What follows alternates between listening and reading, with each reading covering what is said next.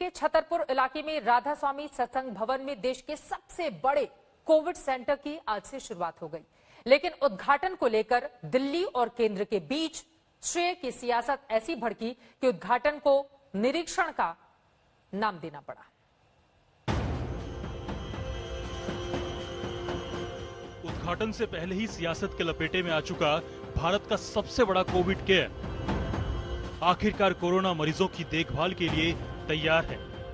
गृह मंत्री अमित शाह और दिल्ली के मुख्यमंत्री अरविंद केजरीवाल दोनों ने राधा स्वामी सत्संग भवन में बने इस अस्थायी अस्पताल की औपचारिक शुरुआत कर दी, जिसे Sardar Patel Covid care centre का नाम दिया गया है। लेकिन सियासी पेच ऐसा फंसा कि शुरुआत के कार्यक्रम को उद्घाटन की बजाय निरीक्षण का नाम दे दिया गया। करीब 10,000 बेड की क्षमता वाले इस अस्पताल को लेकर कई दिनों से चर्चा थी। दिल्ली में कोरोना इंतजामों को लेकर निशाने पर आई केजरीवाल सरकार इस अस्पताल के जरिए वाहवाही लूटने के ख्वाब बुन रही थी।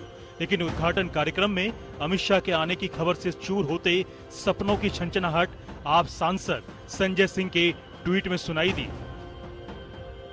सुना है दिल्ली सरकार द्वारा बनाए गए दुनिया के सबसे बड़े कोविड अस्पताल का गृह मंत्री अमित शाह चोरी चोरी चुपके उद्घाटन करने आ रहे हैं। बीजेपी कोरोना से लड़ रही है या फिर अरविंद केजरीवाल से? आम आदमी पार्टी के इस हमले से बीजेपी तिलमिला गई। नहले पर जवाबी दहला मारने के लिए सांसद गौतम गंभीर आगे आए।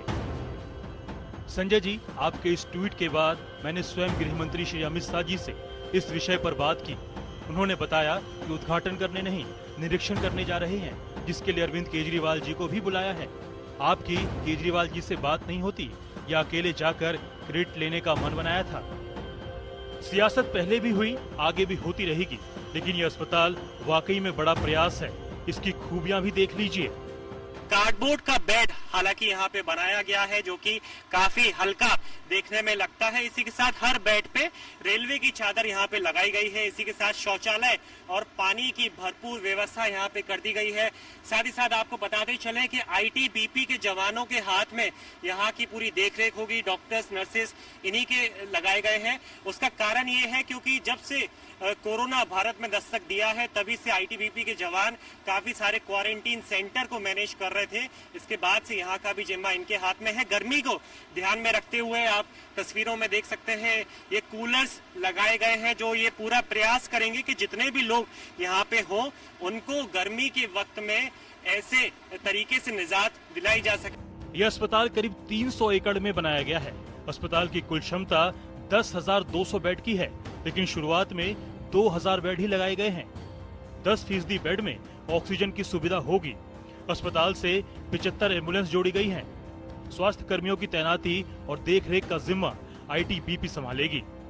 दिल्ली के अस्पतालों में कोरोना मरीजों की दुर्दशा और बेड न मिलने के चलते कुल मरीजों की मौत की खबरें अभी भी लोगों के जहन में है। बेड के लिए जूझते दिल्ली के मरीजों के लिए यह अस्पताल निश्चित तौर पर बड़ी राहत साबित होगा। दिल्ली से निखिल लखवानी के साथ आज तक ब्यूरो।